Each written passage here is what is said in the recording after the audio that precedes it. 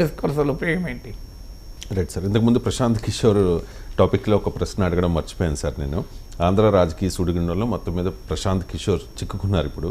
So ఆయన phenomena work out అవుతుందా అంటే ప్రశాంత్ కిషోర్ ఫినామినా వర్కౌట్ అవుతుందా అంటే అత్యధిక సందర్భాల్లో వర్కౌట్ అయింది, అందులో నిజం అనుమానం లేదు. ఎప్పుడైనా 2014 వరకు నరేంద్ర మోడీకి పనిచేశాడు, నరేంద్ర మోడీ విజయంలో భాగమయ్యారు. అయితే ప్రశాంత్ కిషోర్ వల్లనే మోడీ గెలిచాడని అంటే దాని మించిన అమాయకత్వం ఇంకోట్లేదు. సో ప్రశాంత్ కిషోర్ సంబంధం లేకుండా మోడీ 19లో గెలిచాడు, వరుసపెట్టి గెలుస్తున్నాడు కదా. So but Prashant Kishor played a role in Modi's team, Modi's winning team.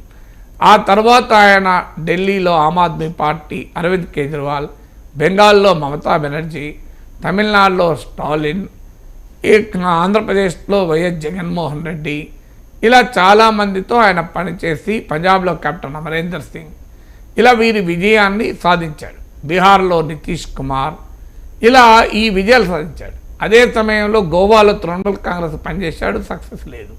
More than 1 year పనిచేశాడు గోవాలో, కానీ తృణమూల్ కాంగ్రెస్కు ఏమీ చేయలేకపోయాడు. యూపీలో కాంగ్రెస్ కూడా చేశాడు, కానీ సాధ్యం కాలే. అందువల్ల ఒకటి మా ప్రశాంత్ కిషోర్ ఒక ఇంటర్వ్యూలో చెప్పాడు, నేను ఎవరొచ్చి నాకు వ్యూహకర్తగా ఉండమంటే నేను ఉండను, మేము సెలెక్ట్ చేసుకుంటాం క్లయింట్లను అన్నాడు.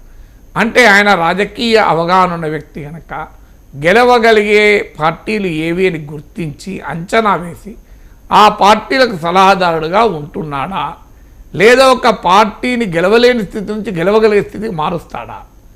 సో ఇలాంటి క్వశ్చన్ ముందుకు వస్తుంది. బట్ కారణాలు ఏదైనా fact remains that 90% of the clients with which Prashant Kishor work won in the elections. కానీ అదే సమయంలో నేను ఉదాహరణ చెప్పినట్టు గోవాలో తృణమూల్ కాంగ్రెస్ గెలవలేదు, యూపీలో గెలవలేదు. అందువల్ల ప్రశాంత్ కిషోర్ వ్యూహకర్తగా ప్రతిసారి గెలుస్తాడు అని ఎవరము గ్యారంటీ ఇవ్వలేము. ఎక్కువ సందర్భాల్లో ఆయన పనిచేసిన ఆయన ఏ నాయకులతో పనిచేస్తారో ఆ నాయకులు విజయం సాధించారు. ఇక రెండవది, ఇప్పుడు ఆయన ఈ రకమైన పొలిటికల్ కన్సల్టెన్సీ ప్రజాస్వామ్యంలో మంచిదా అనే క్వశ్చన్ కూడా వేసుకోవాలి. ఇప్పుడు రాజకీయాలు వ్యాపారం, సాధారణ వ్యాపారం వేరు, రాజకీయ వ్యాపారం వేరు. ఇది రాజకీయాలతో వ్యాపారం. ఇప్పుడు నీకు ఒక చాక్లెట్ అమ్ముతున్నాడు, చాక్లెట్లు అమ్మడం వేరు, వాటర్ బాటిల్ అమ్మడం వేరు, ఎలక్షన్స్ అమ్మడం వేరు. డెమోక్రసీని అక్కడ సేలబుల్ చేస్తున్నాడు. అంటే ఒక పొలిటికల్ పార్టీ డబ్బులు ఇస్తే ఆ పొలిటికల్ పార్టీ విలువలతో సంబంధం లేదు, సిద్ధాంతాలతో సంబంధం లేదు, ఆ పొలిటికల్ పార్టీ ఐడియాలజీతో సంబంధం లేదు, ఆ పార్టీ నువ్వు గెలిపిస్తావా? అంటే you are selling salesmanship with democracy. అది ప్రశాంత్ కిషోర్ ఫినామినా. ప్రశాంత్ కిషోరే కాదు, ఈ మొత్తం పొలిటికల్ కన్సల్టెన్సీ అనే కాన్సెప్ట్లో ఉన్న ప్రధానమైన లోపం. అంటే యు ఆర్ ఇప్పుడు కమర్షియల్ సేల్స్మెన్షిప్ వేరు, ఆ పొలిటికల్ సేల్స్మెన్షిప్ వేరు. ఇక్కడ యు ఆర్ పొలిటికల్ సేల్స్మెన్షిప్ అంటే ప్రజాకంటక పార్టీ ఉంటుంది, ప్రజలకు భయంకరంగా నష్టం చేసే పార్టీ ఉంటుంది. ఆ పార్టీ కూడా డబ్బులు ఇస్తారు, గెలిపిస్తావు కదా, గెలిపిస్తే 5 ఏళ్ల పాటు ప్రజలపైన రుద్దుతావు, అది న్యాయమా? ఇప్పుడు ప్రశాంత్ కిషోర్ చూడండి, బీజేపీతో పనిచేశాడు, కాంగ్రెస్తో పనిచేశాడు, ఆప్తో పనిచేశాడు, తృణమూల్తో పనిచేశాడు. ఇక్కడ కామనాలిటీ ఏమన్నది? Ideological commonality. 2019లో జగన్తో పనిచేశాడు, ఇప్పుడు చంద్రబాబు నాయుడుతో కలిశాడు, 3 గంటలు చర్చించాడు, చంద్రబాబు నాయుడుతో పనిచేయడం అంటున్నాడు.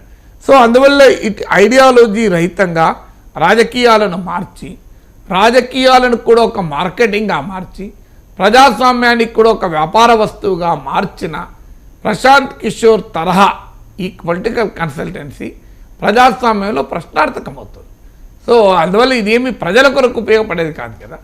ప్రజల కొరకు, ప్రజల జీవితాలు మార్చడం కొరకు ప్రశాంత్ కిషోర్ పనిచేస్తున్నాడు, తమ క్లయింట్లను రాజకీయ నాయకుల జీవితాలు మార్చడానికి పనిచేస్తున్నాడు.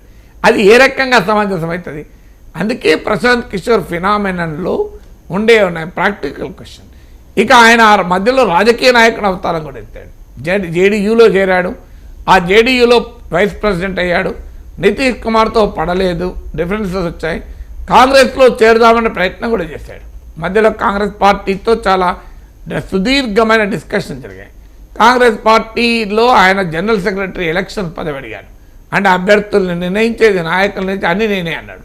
దాంతో కాంగ్రెస్ వద్దన్నది. వద్దన్నాక మరి కాంగ్రెస్ని తిట్టాడు, రాహుల్ గాంధీని విమర్శించాడు, కాంగ్రెస్ చేత కాదన్నాడు. మళ్ళీ ఈ మధ్య ఒక ఇంటర్వ్యూలో నా కాంగ్రెస్ పార్టీ నేను ఐడియాలజికల్గా మోర్ క్లోజర్ అన్నాడు.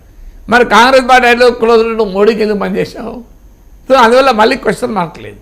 ఇప్పుడు ఆయన బీహార్లో సొంత రాజకీయ పార్టీ పెట్టే దిశగా పనిచేస్తున్నాడు. అది ఇంతవరకు ఏ రిజల్ట్ అయితే ఇవ్వలేదు. అందువల్ల ప్రశాంత్ కిషోర్ పొలిటికల్ అవతారం కూడా ఎత్తాడు. అందువల్ల ఈజ్ పార్ట్ పొలిటీషియన్గా కూడా మారిపోయాడు. అందువల్ల ప్రశాంత్ కిషోర్ ఫినామినన్ను అదేదో గాస్పల్ ఆఫ్ ట్రూత్ అంటే అదొక వేదమంత్రం లాగా పవిత్రంగా భావించాల్సిన అవసరం లేదు. ఇది పార్ట్ ఆఫ్ ఒక పొలిటికల్ ఎక్సర్సైజ్లో భాగం. ఆయన అంచనాలు ఆయన చెప్తుంటాడు, ఆయన విశ్లేషణలు చెప్తుంటాడు.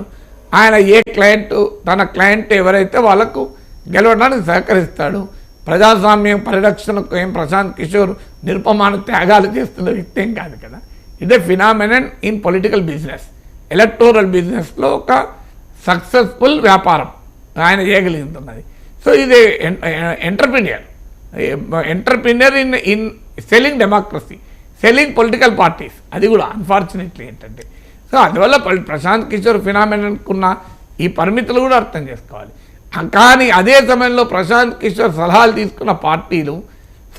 తీసుకుంటున్న పార్టీలు తమకు ఉపయోగపడ్డప్పుడు ఒక రకంగా, తమకు ఉపయోగపడినప్పుడు ఇంకో రకంగా. ఇదే తెలుగుదేశం అనుకూల మీడియా ప్రశాంత్ కిషోర్ దుర్మార్గుడుగా, దొంగగా, పనికిమాలిన వ్యక్తిగా ఎన్ని మాట్లాడారు, ఎన్ని రాశారు. ఈయన కులాల మధ్య చిచ్చు పెడుతున్నాడు అని తిట్టారు. ఇప్పుడు మళ్ళీ ఆయననే మళ్ళీ మెచ్చుకుంటున్నారు. అంటే మీరు కులాల మధ్య చిచ్చు పెట్టడానికి వాళ్ళు వ్యతిరేకం కాదు, మా పార్టీకి అనుకూలంగా చిచ్చెందుకు పెడతలేరు అన్నది ఆవేదన. ఇప్పుడు తెలుగుదేశం అనుకూల టీవీ ఛానల్లో ఎన్నిసార్లు చర్చ, కులాల మధ్య చిచ్చు పెట్టిన ప్రశాంత్ కిషోర్ అని. కానీ వాళ్ళ బాధ ఏంటంటే వైఎస్ఆర్ కాంగ్రెస్ అనుకూలంగా చిచ్చు పెడతావా, టీడీపీకి లాభం ఎలా చిచ్చు పెట్టు అని. సో వైసీపీ వాళ్ళు వాడికి ఇప్పుడు ప్రశాంత్ కిషోర్ చిల్లర పని చేయండు, చిల్లర రూపాయి అయ్యిండు. వాళ్ళకు ఉపయోగపడ్డప్పుడు ప్రశాంత్ కిషోర్ గొప్ప వ్యూహకర్త అయ్యిండు. అందువల్ల రాజకీయ పార్టీలు కూడా అలా తగిలేసాయి కదా. అంటే ప్రశాంత్ కిషోర్ పట్ల వీళ్ళకి లాభమైనప్పుడు ఒక రకంగా, నష్టమైనప్పుడు ఇంకో రకంగా వ్యవహరిస్తున్నారు. Right sir. జనసేన మీద తనదైన స్టైల్లో పవన్